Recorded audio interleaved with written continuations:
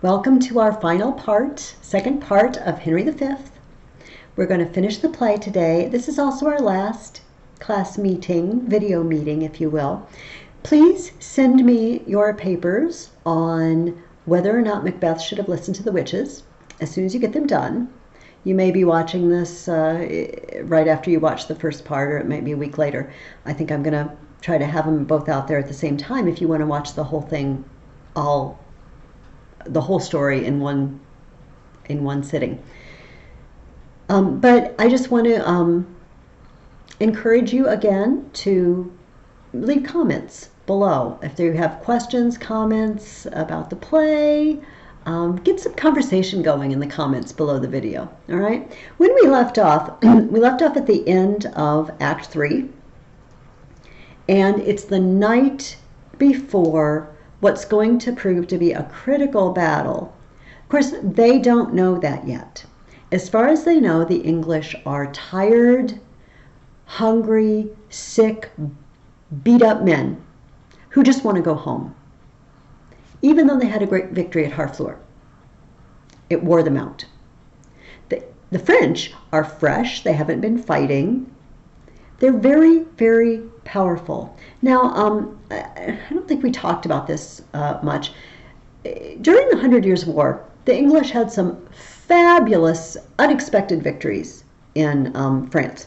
And part of the reason was the French were fighting in a way that was old-fashioned, knights on horses.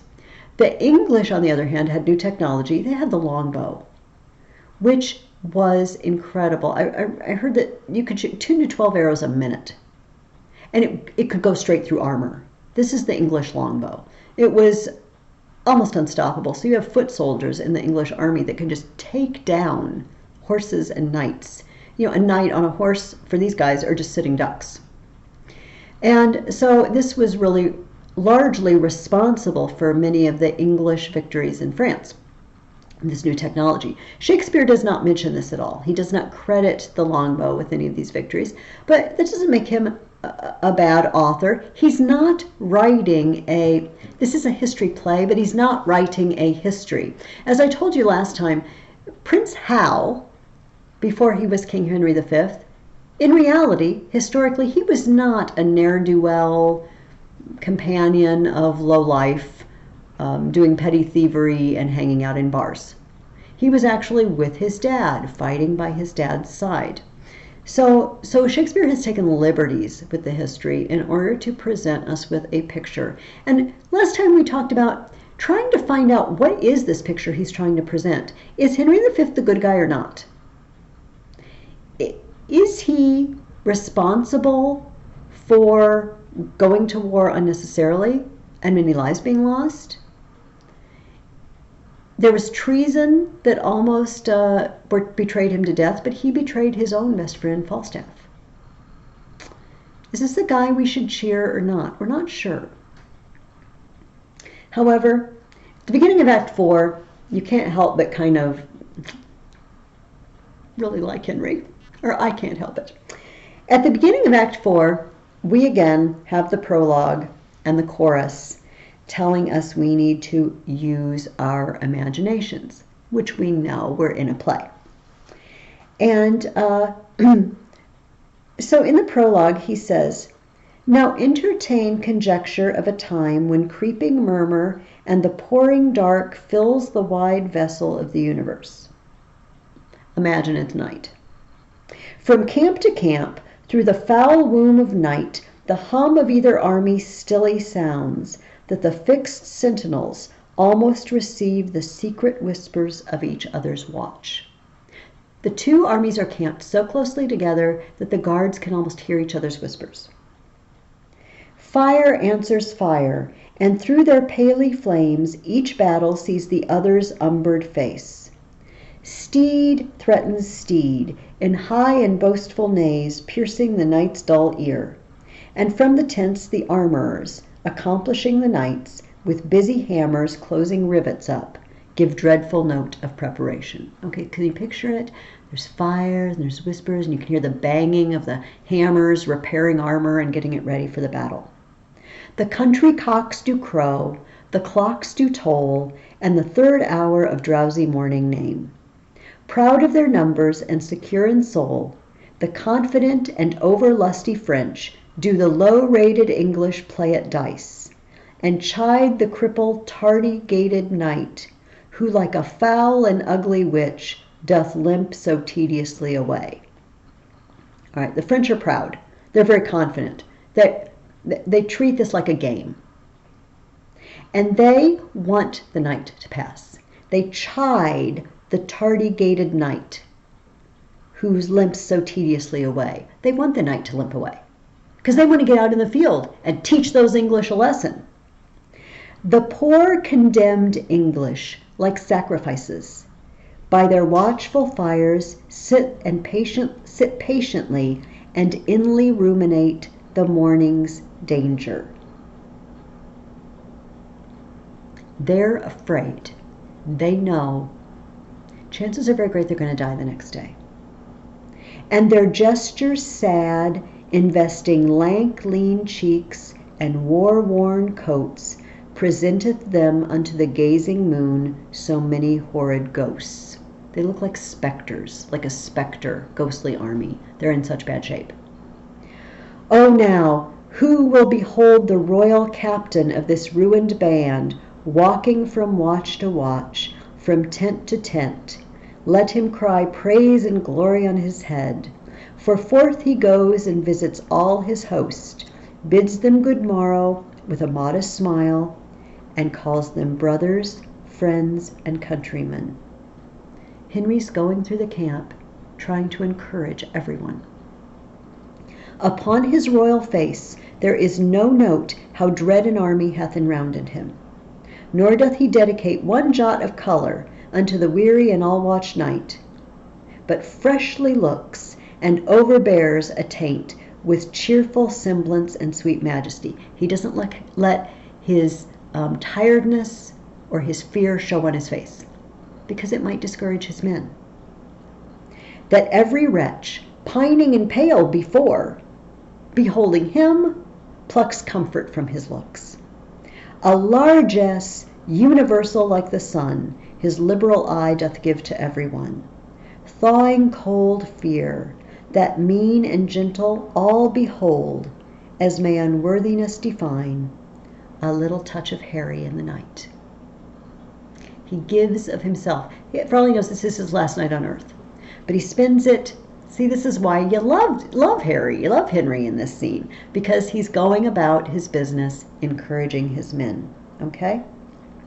Now, I'm going to skip down now, but let's move into scene 1, and we are at the English camp.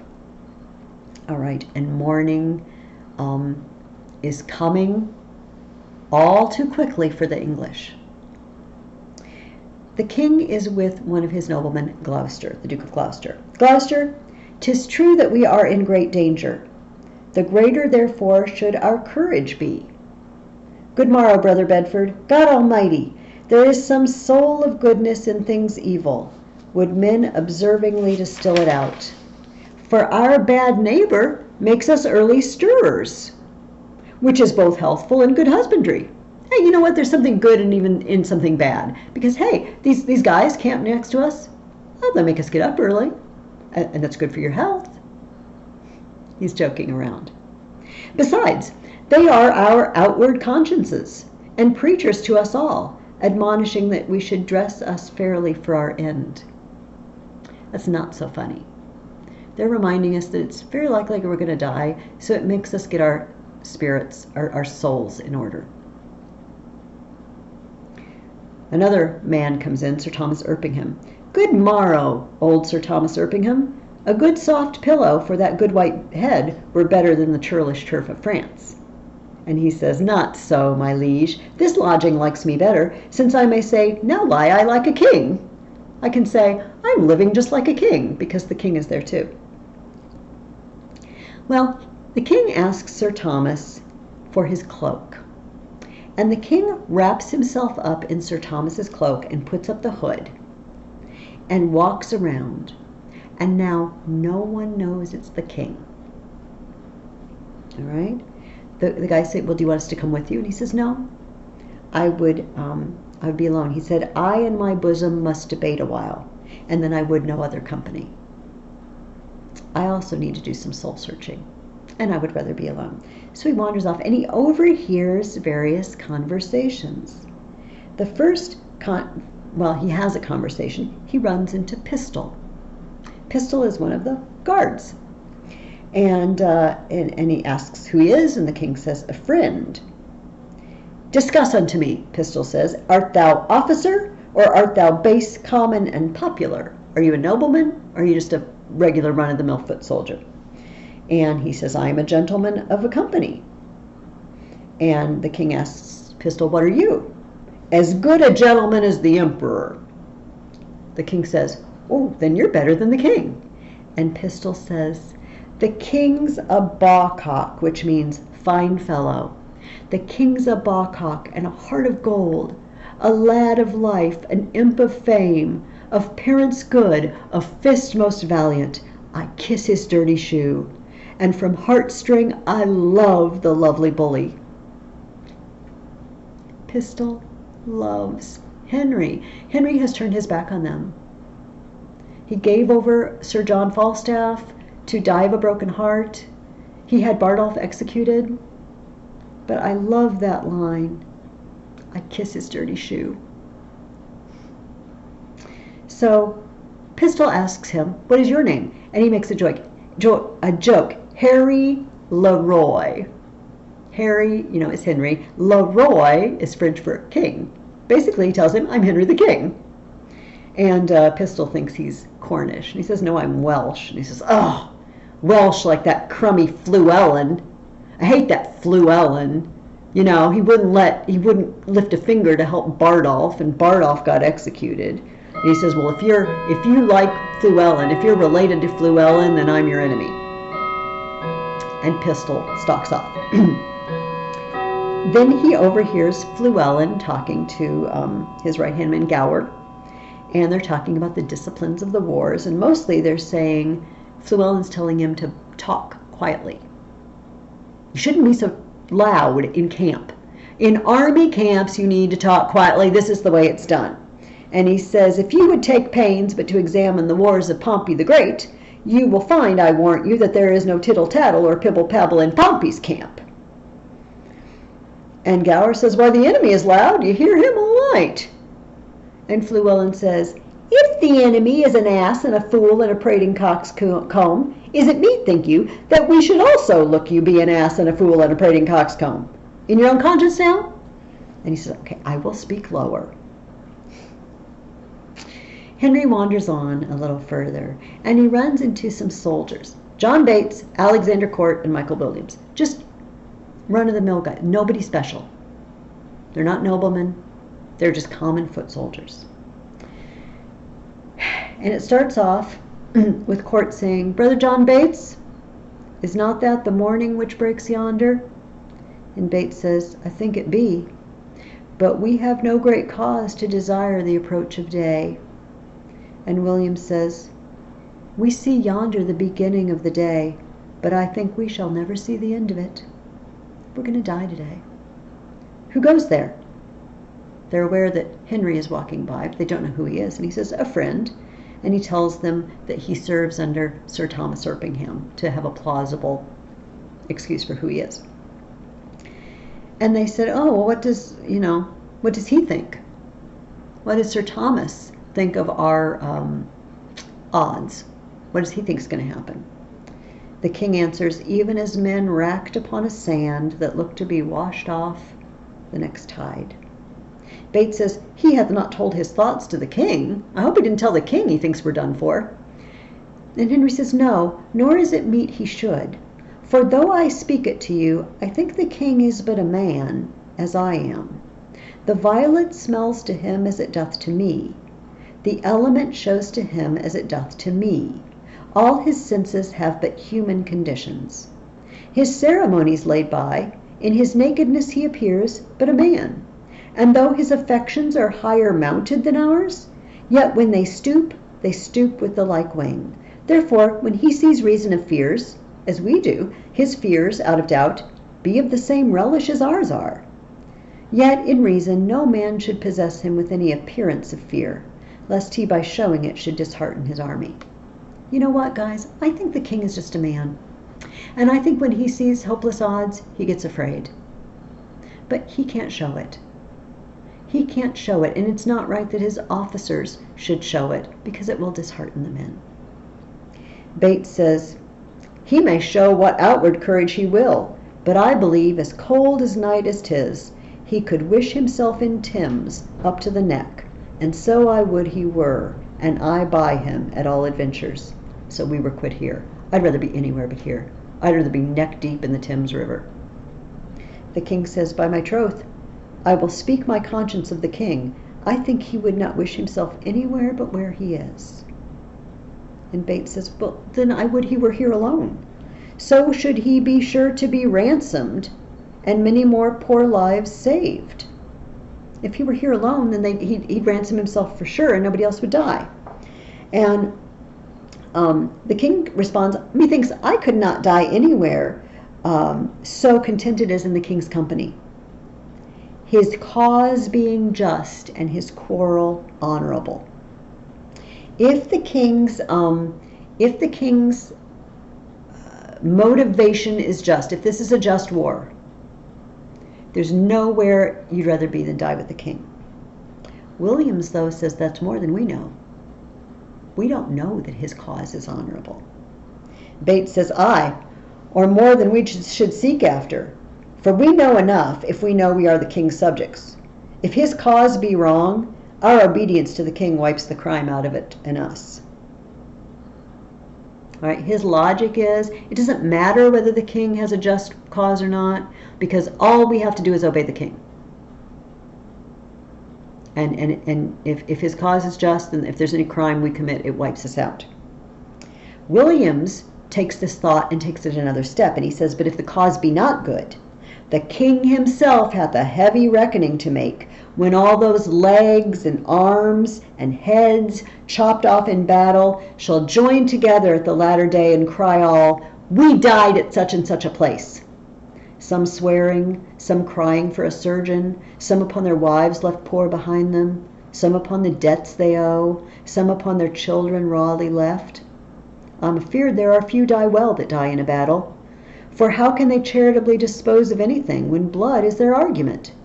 Now if these men do not die well, it will be a black matter for the king that led them to it, who to disobey were against all proportion of subjection. All right. If the king's battle is not just, if this is not a just war, and we die, all those limbs will come together and say, we died here and it's Henry's fault. Henry killed us because he made us go to war. We didn't have a choice. Okay, the king, obviously Henry doesn't want to hear this. This is not something he wants to hear. And the king says, so, if a son that is by his father sent about merchandise do sinfully miscarry upon the sea, the imputation of his wickedness by your rule should be imposed upon his father that sent him. So if a man sends his son on a mission and he gets shipwrecked and he dies, that's the father's fault? Sounds like a good argument, but it's not the same. His father didn't tell him to go kill people. His father didn't invade another country. His father didn't send him on an errand where people were sure to die. But Henry thinks it's a good argument. And in line 153, he says, but this is not so. The king is not bound to answer the particular endings of his soldiers, the father of his son, nor the master of his servant, for they purpose not their death when they purpose their services.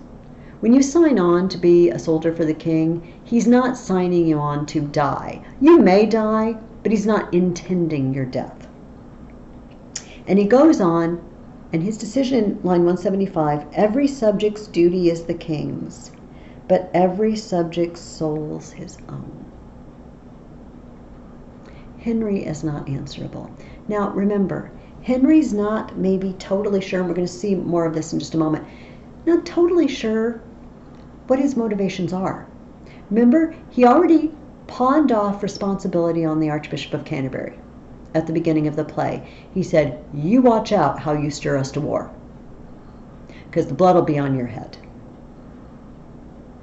Now he's again dodging responsibility for the war, for the lives lost in this war. He's saying, it's not my fault. It's not my fault. But he made the ultimate decision, didn't he? But Williams is convinced, and he says, 'tis certain, every man that dies ill, the ill upon his own head, the king is not to answer it.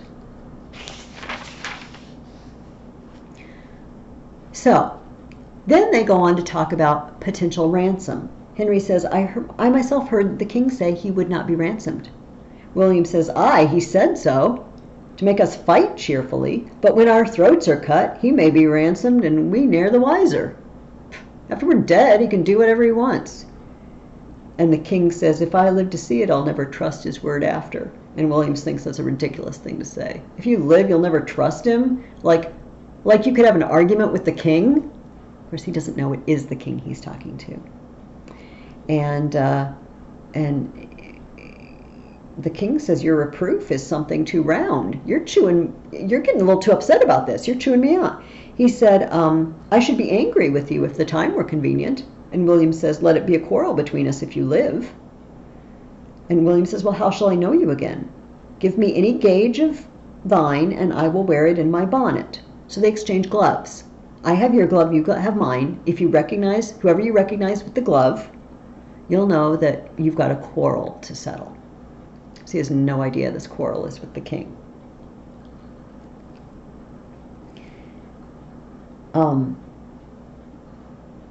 But Bates says, be friends, you English fools, be friends. We have French quarrels enow, if you could tell how to reckon. You know, is there any reason that we should be fighting in the English camp? Really? You have to stir up trouble? We've got enough enemies camped over there. All right. So the soldiers walk away, and they leave Henry alone with his thoughts. And he says, line 227, upon the king, let us our lives, our souls, our debts, our careful wives, our children, our sins lay on the king. We must bear all. Is it fair, Henry asks? Do we bear responsibility for everyone? And he goes on in line 235, and he says, what have kings, that privates have not too, save ceremony, save general ceremony? All we have is the rite, the ceremony of coronation, and the ceremonies that surround our lives. How other way are we different? We're just men. And then he says in line 252, will it give place to flexure and low bending? Canst thou, when thou commandst the beggar's knee, command the health of it? People bow to me, says Henry, but can I heal the knee when it's hurt? No, I've got no power. And he says, that's all I have is ceremony. Going down to about line 265. No, not all these thrice gorgeous ceremony, not all these laid in a bed majestical, can sleep so soundly as the wretched slave, who with a body filled and vacant mind gets him to rest, crammed with distressful bread, never sees horrid night, the child of hell, but like a lackey, from the rise to the set, sweats in the eye of Phoebus, and all night sleeps in Elysium. And skipping down, he says, but for ceremony such a wretch, winding up days with toil and nights with sleep, had the forehand advantage of a king. You know what? Slaves are practically better than kings. They work all day, but at least they sleep at night. They don't wander the camp with everyone's burdens on their shoulders.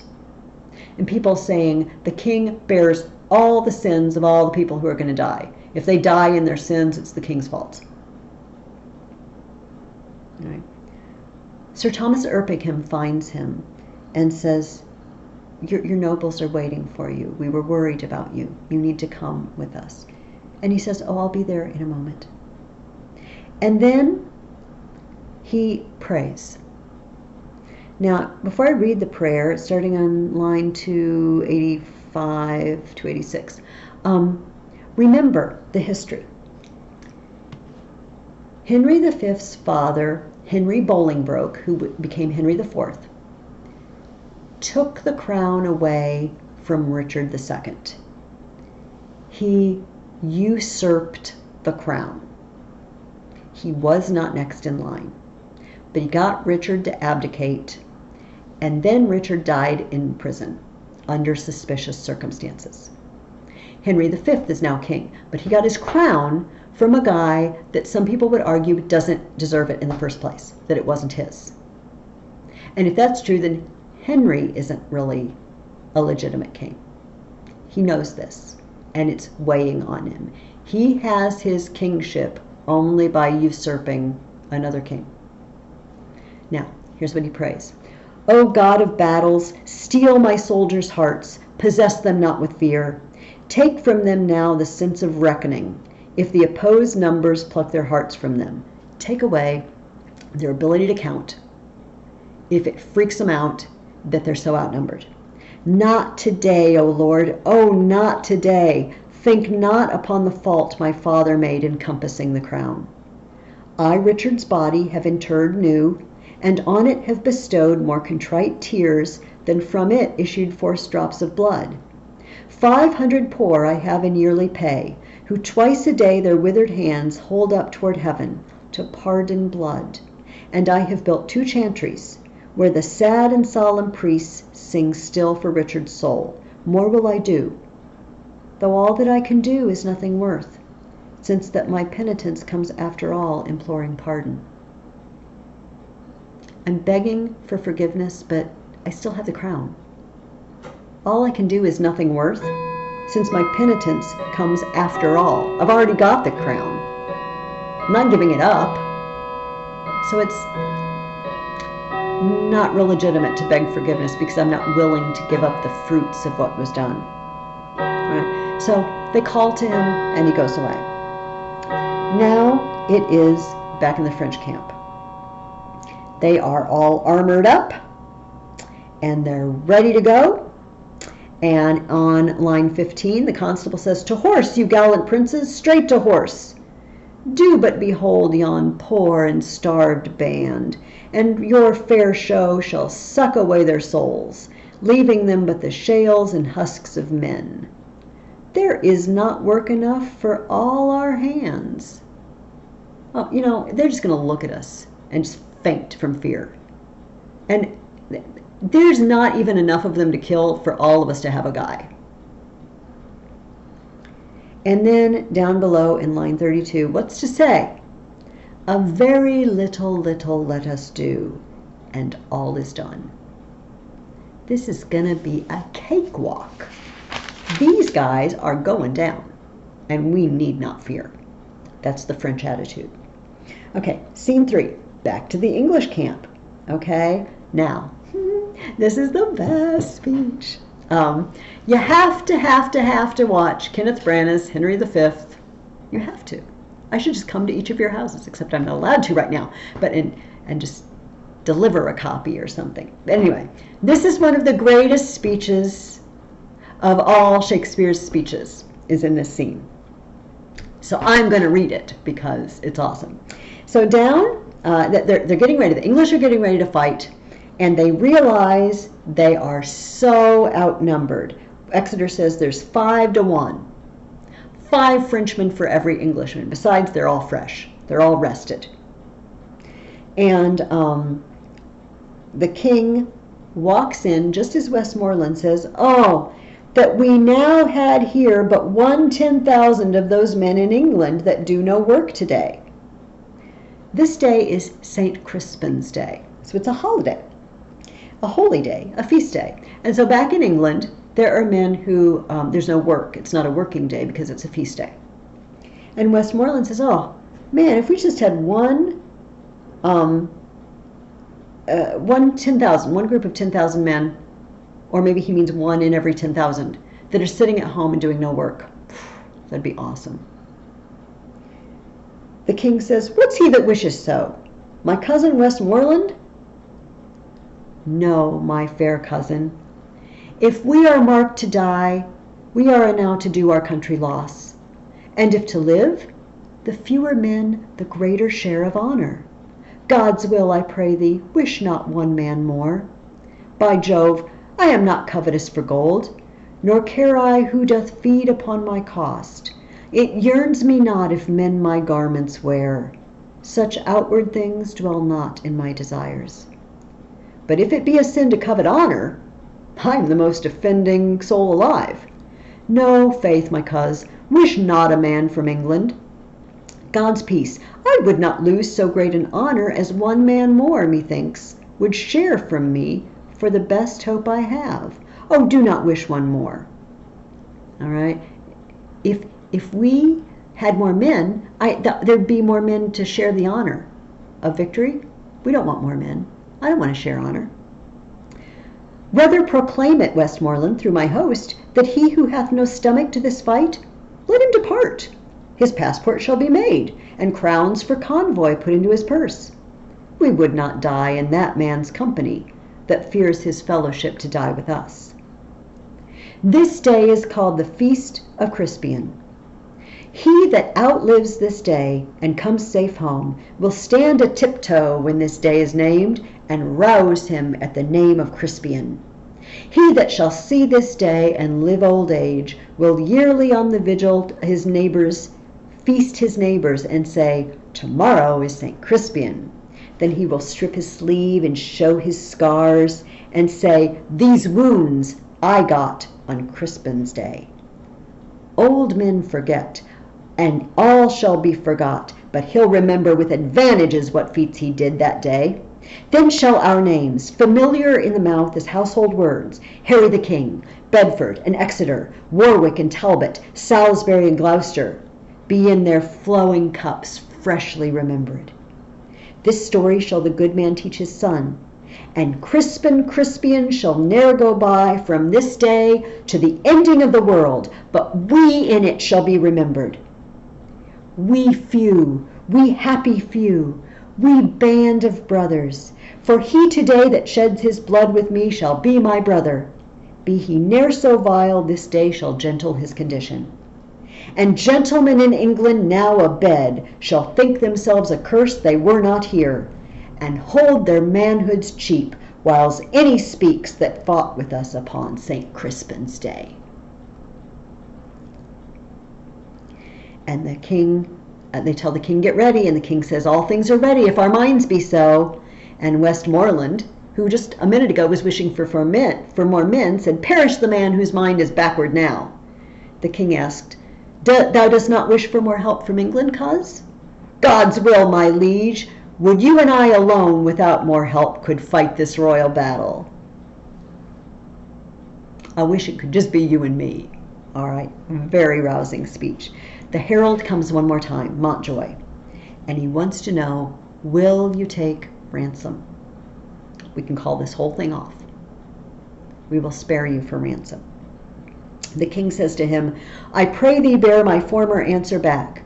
Bid them achieve me and then sell my bones. Good God, why should they mock poor fellows thus?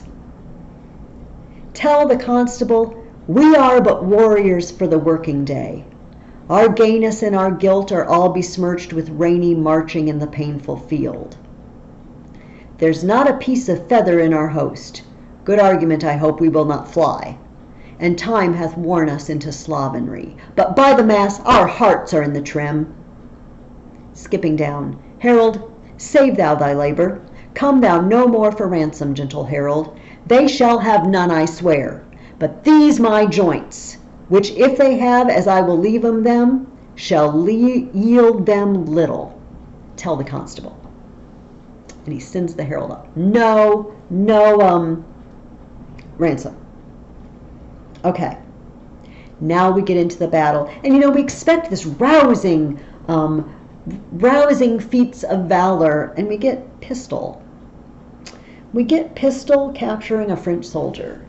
And Pistol doesn't understand French, and he's trying to negotiate with the French captive to see if he can get some ransom out of him. Finally, the boy that had been with them before, who speaks some French, is able to translate a little bit. This does not bode well for the French when guys like Pistol can capture French soldiers, because we know that Pistol is, at the very least, not very honest. He threatens to cut his throat if he won't give him ransom, and finally he finds out that the guy will pay ransom. And Pistol walks off with the French soldier. And at the end of the scene, the boy says, Bardolph and Nym had 10 times more valor than this roaring devil in the old play, that everyone may pare his nails with a wooden dagger, and they are both hanged. Nym has also at this point been hanged. We assume for thieving, just like Bardolph. The boy says, I must stay with the lackeys, with the luggage of our camp. The French might have a good prey of us, if he knew of it, for there is none to guard it but boys. They have so few soldiers that they just have the boys that travel with them, like the personal servants, are guarding all their baggage, all their armor, all their goods, anything they got from Harfleur, their food, because everyone else is out fighting. Okay, we're still on the field of battle, and we meet the constable in Orleans and the Dauphin. And things are going very poorly, and they can't believe it. The Dauphin says, be these the wretches we played at dice for? Is this the king we sent to for ransom?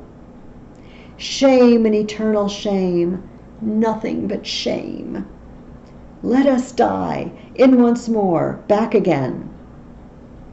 Orleans says, we are now yet living in the field to smother up the English in our throngs, if any order might be thought upon. There's still enough of us to win, but we're all breaking ranks. What has happened? Why are we so afraid? And Bourbon says, the devil take order now. I'll to the throng. Let life be short, else shame will be too long. I'd be ashamed to outlive this if we lose like this. Okay, next scene, still on the field of battle, the king. The king thinks they're doing well. He doesn't know the details, but he hears about the death of York and Suffolk. And you might remember this. One of them was dying, and the other one said, oh, tarry for me, let your spirit wait for me, and we'll go fly up together. And the king, and the guy giving the message said, it just made me cry. Like, it made me cry. And the king says, I blame you not. For hearing this, I must perforce compound with mistful eyes, or they will issue too. But hark, what new alarm is this saying? They hear a trumpet sound. The French have reinforced their scattered men. Then every soldier kill his prisoners. Give the word through. Okay. Problem number 2 with this war. You do not just kill your prisoners in cold blood. This is not according to the disciplines of the war, as Fluellen would say. You know, earlier at Harfleur, Henry was threatening to kill women and children and pillage at will with no conscience, no restrictions on his soldiers. Now he's giving orders to his army, each man, if you have a French prisoner, kill him. That's just not done. Remember, I told you, especially if it's a nobleman, if ransom is offered, you are obliged to take it. All right, remember that. Next scene, still the battle, but something horrible has happened. The French have snuck behind the lines and killed all the boys guarding the baggage, including the boy that we've been following, that was Bardolph and Nym and Pistol's serving boy. Fluellen says, kill the boys and the luggage? 'Tis expressly against the law of arms. Oh, so is killing your prisoners. Gower says, "'Tis certain there's not a boy left alive, and the cowardly rascals that ran from the battle have done this slaughter." Frenchmen who were afraid and ran away from the battle ran off and just killed the boys in cold blood. "Besides, they have burned and carried away all that was in the king's tent. Wherefore the king most worthily hath caused every soldier to cut his prisoner's throat. Oh, 'tis a gallant king." Does Shakespeare mean that? We don't know. You could take it that he does. But it sounds a bit ironic. Okay, it's expressly against the law of arms to kill the boys with the luggage and ransack the king's tent, but it's also against the rules to kill your prisoners. Oh, 'tis a gallant king. All right. Now, Llewellyn in this scene does something very unusual. He compares Henry to Alexander the Great. First of all, he says he calls him not Alexander the Great. He wants to call him Alexander the Big. But remember, because he's Welsh, his B's come out as P's, so he calls him Alexander the Pig. It's funny, but in a moment, maybe not so funny. He calls him Alexander the Pig, and Gower says, "You mean Alexander the Great?" "Yeah," and he says, "Well, where was that he's from?" "Macedon." "Oh, and you know what? Guess what? Henry is from Monmouth." And he says, there's a lot of remarkable resemblance there. There's a river in Macedon. There's also a river in Monmouth. Imagine that. There's rivers in two different places. And he says, if you mark Alexander's life well, Harry of Monmouth's life is come after it indifferent well, for there is figures in all things. So he says, you know what? Henry's just like Alexander the Great, only he calls him Alexander the Pig. Alexander, God knows, and you know, in his rages and his furies and his wraths and his cholers and his moods and his displeasures and his indignations, and also being a little intoxicates in his brains, did in his ails and his angers, look you, kill his best friend Clitus. Gower says, our king is not like him in that. He never killed any of his friends. Llewellyn says, as Alexander killed his friend Clitus, being in his ales and his cups, so also Harry Monmouth, being in his right wits and his good judgments, turned away the fat knight with the great belly doublet. He was full of jests and jipes and knaveries and mocks. I forgot his name. Gower says, Sir John Falstaff. Llewellyn says, that is he. I tell you, there's good men born at Monmouth. So the best thing he can think of to compare Henry and Alexander the Great is they both killed their friends.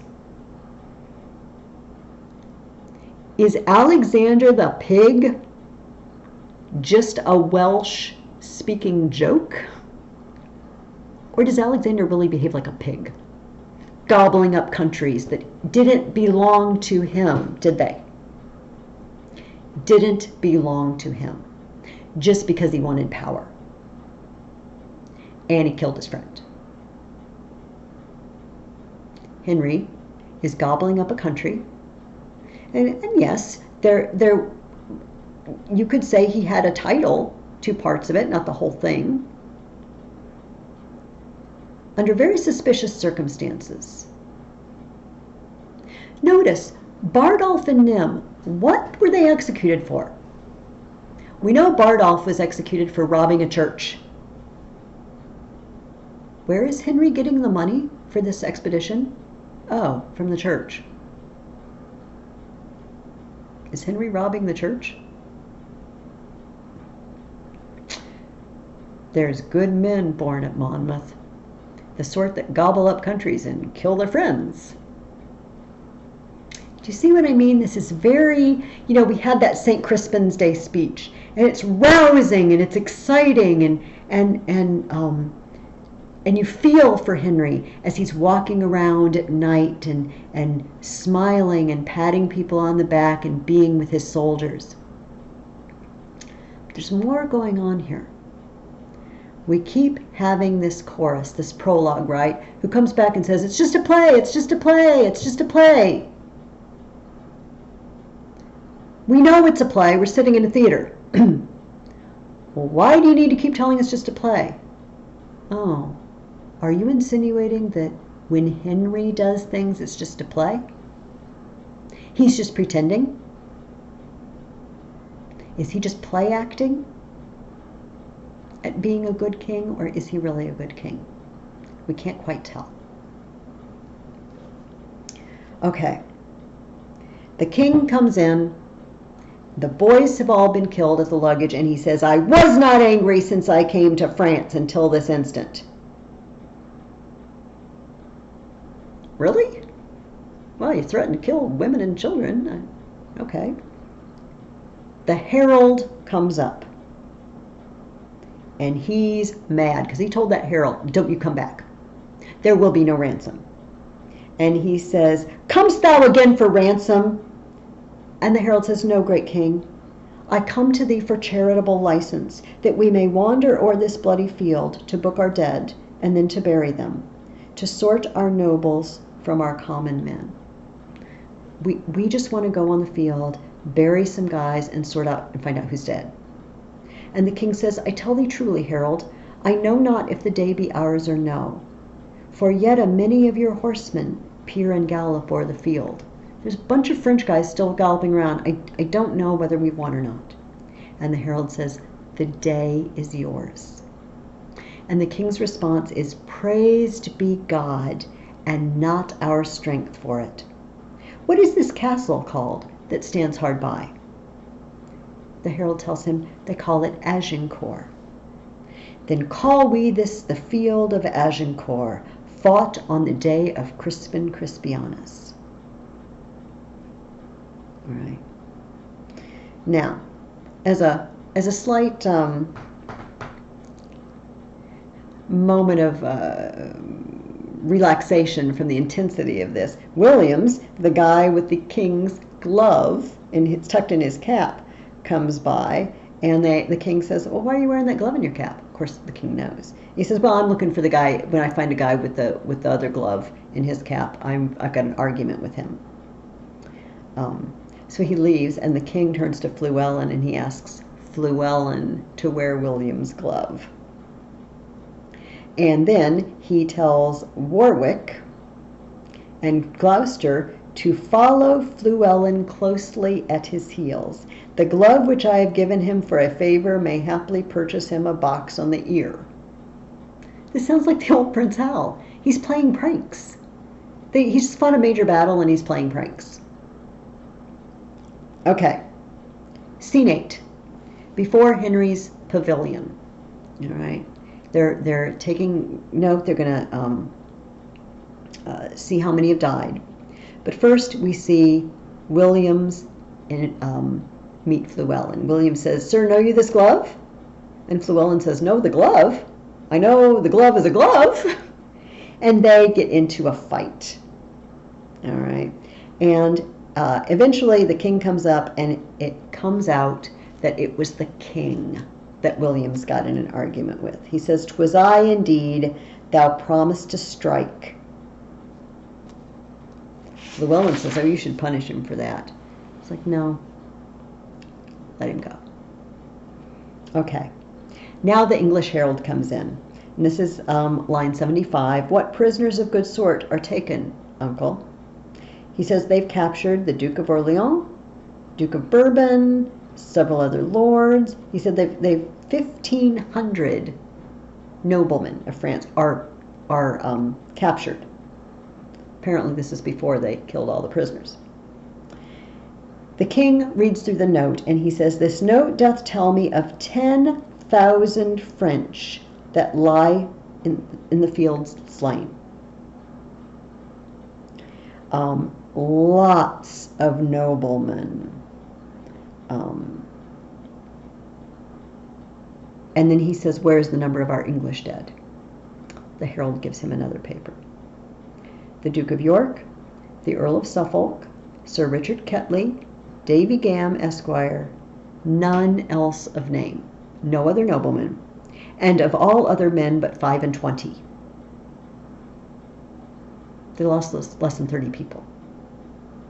Now, there are actual historical documents that estimate this, like 9,600, 10,000 French dead, 25 English dead.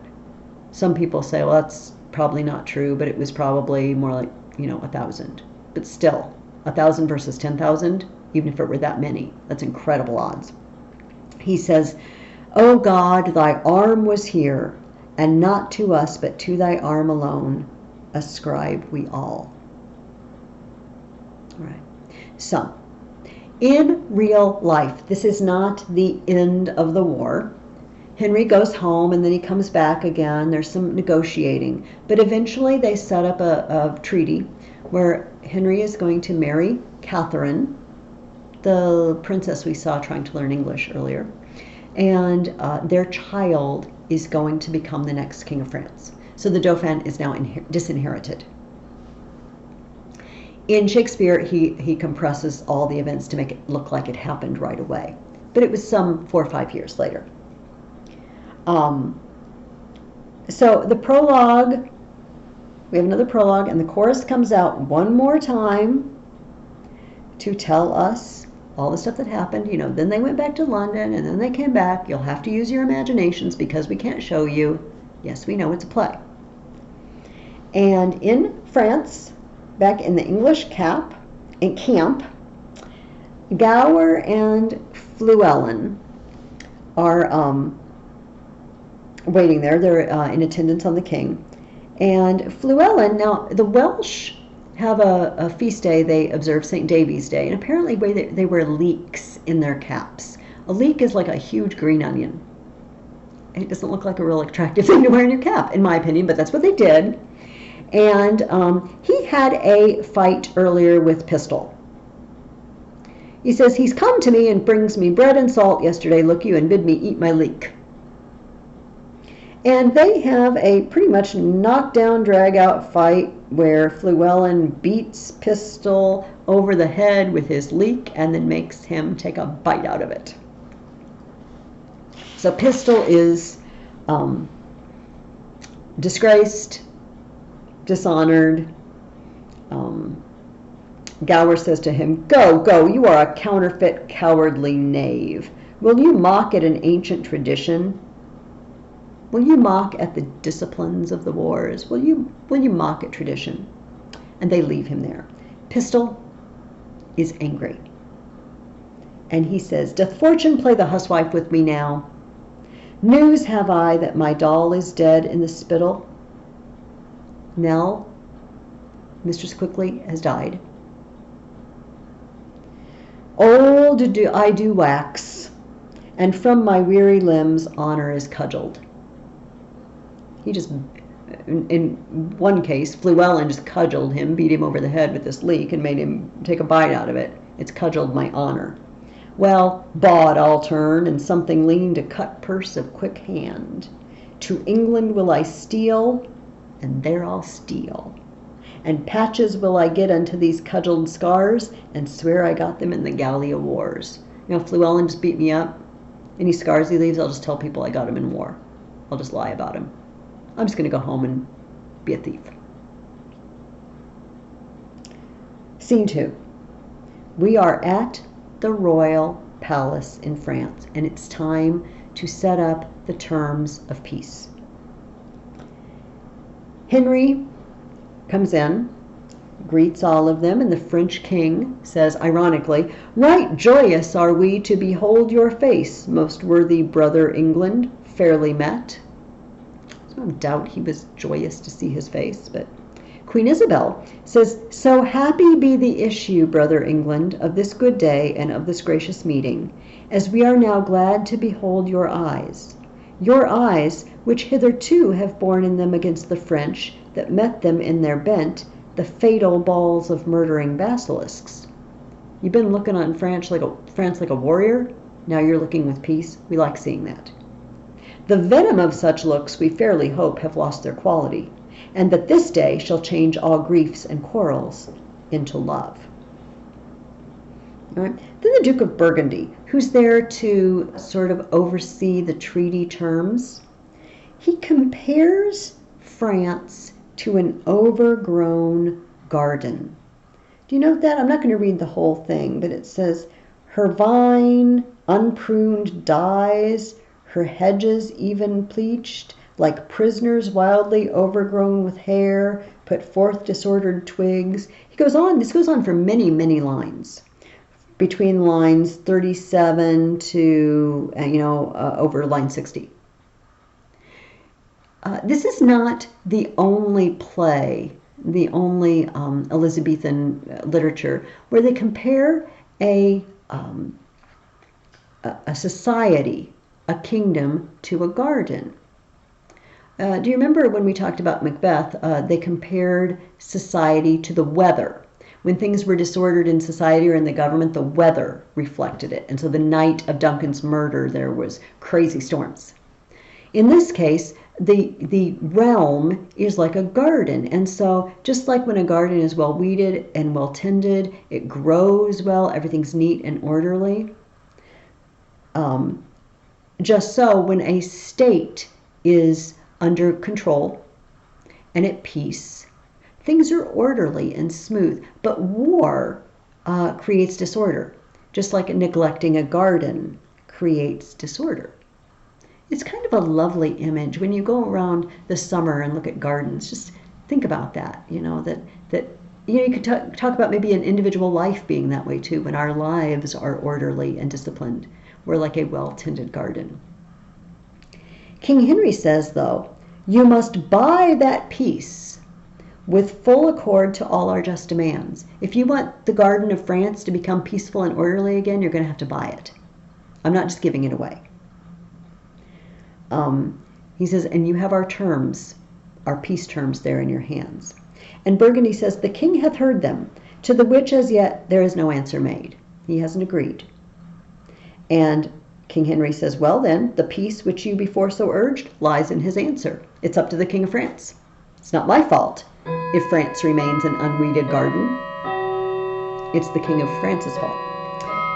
French king says, I have but with a cursory eye o'erglanced the articles. Oh, I've just glanced over them. I don't really believe that. But he says, I want to sit down with your English nobleman and see if I understand everything, if there's anything I think needs to be changed before I agree. So they go off to discuss the peace treaty. But Henry says, yet leave our cousin Catherine here with us. She is our capital demand, comprised within the forerank of our articles. Princess Catherine, marriage with the Princess Catherine is the chief thing I want out of this. You can believe that or not. But that's what he says. She's our chief demand. I want you to leave her with me, and I'm going to talk to her. Of course, she's not left alone. She's there with her lady-in-waiting Alice, who is teaching her English. And we find out in this scene that she has been working on her English. And so King Henry starts talking to her, and he says, oh, do you think you could care about me? Do you think you could like me? Do you think you'd like to live with me? And she says, your majesty shall mock at me. I cannot speak your England. I can't speak English. And he says, oh, if you will love me soundly with your French heart, I will be glad to hear you confess it brokenly with your English tongue. Do you like me, Kate? And she says, pardonnez-moi, I cannot tell what is like me. And he says, an angel is like you, Kate, and you are like an angel. So they go back and forth, but Henry says, basically, I don't know how to woo a woman. I am a rough soldier. I don't know how to win ladies over. He says I'm glad that thou canst speak no better English. For if thou couldst, thou wouldst find me such a plain king that thou wouldst think I had sold my farm to buy my crown. I'm nobody special, Kate. And he says, if I could win a lady by playing leapfrog or vaulting into my saddle with full armor on, I could win a lady. But if you want me to write poetry and talk pretty talk, I really don't know how to do that. He says in line 150, I speak to thee, plain soldier. If thou canst love me for this, take me. If not, to say to thee that I shall die is true, but for thy love, by the Lord, no, yet I love thee too.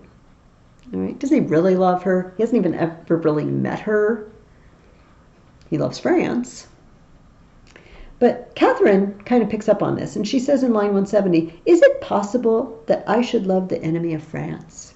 And he says, "No, it is not possible that you should love the enemy of France, Kate, but in loving me you should love the friend of France. For I love France so well that I will not part with a village of it. I will have it all mine." All right, this is sort of a questionable love. And Kate, when France is mine and I am yours, then yours is France and you are mine. And then this kind of confuses her, obviously. So he says it one more time. "Kate, dost thou understand thus much English? Canst thou love me?" And she says, "I cannot tell." And he says, "Can any of your neighbors tell, Kate? I'll ask them." You know, he's very quick to call her Kate. Seems to me princess or your majesty or something might be a little more in order. It's very casual with her. So he's trying to convince her to give herself to the English to sway her father. If her father has any qualms about this peace treaty, if he wins her over, he wins the father over. And finally, in line 225, he says, "Now beshrew my father's ambition. He was thinking of civil wars when he got me. Therefore was I created with a stubborn outside, with an aspect of iron, that when I come to woo ladies I fright them. But in faith, Kate, the elder I wax, the better I shall appear. My comfort is that old age, that ill layer up of beauty, can do no more spoil upon my face. Thou hast me, if thou hast me, at the worst, and thou shalt wear me, if thou wear me, better and better." My father, when I was born, he was civil wars, and he was getting rid of Richard, and so I just have this tough exterior, you know. But, you know, you're getting me at my worst. I can't get any worse. I'm not that attractive now. So she finally says if it contents her father, it will content her. And he wants to kiss her. And they say, "Oh, no, we don't do that. We don't do that before marriage." And he says in line 270, "Oh, Kate, nice customs curtsy to great kings. Dear Kate, you and I cannot be confined within the weak list of a country's fashion. We are the makers of manners, Kate. We set the rules. We set the manners. We say what is fitting for etiquette and what is not." The French king comes back in, and he has agreed to all the terms.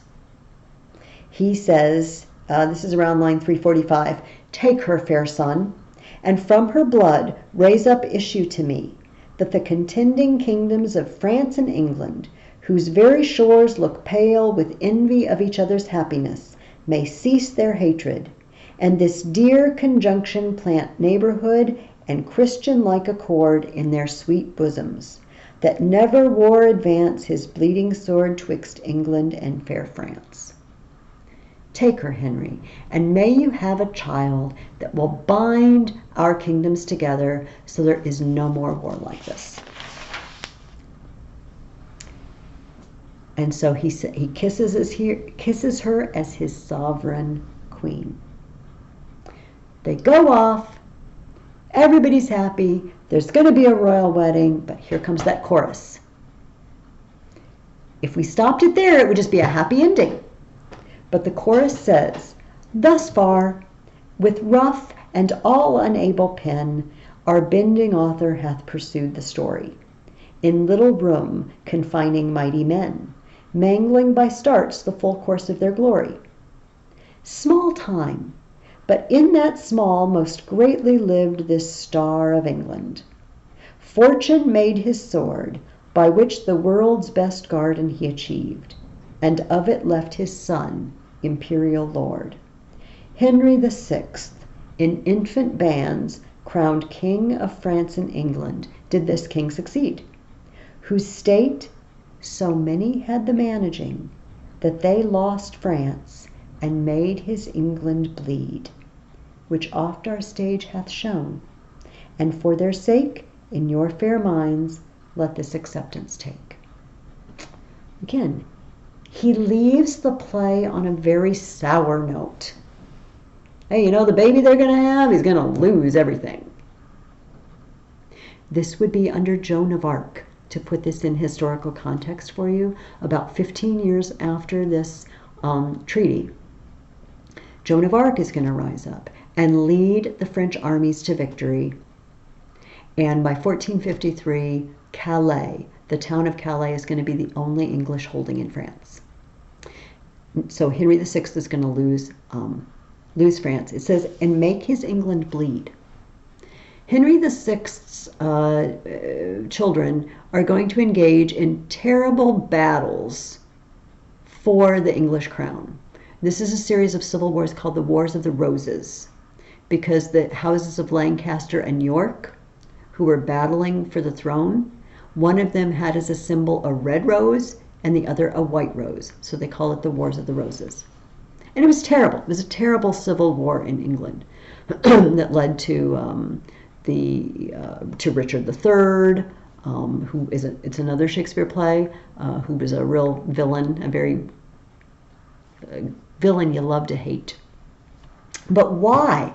Why leave us on this sour note, remember who's originally watching this? An audience around the year 1600. So this is like us watching, I don't know, play about World War I.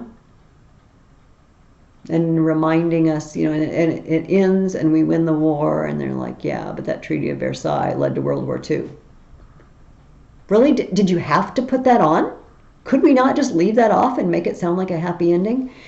So I really believe Shakespeare's up to something.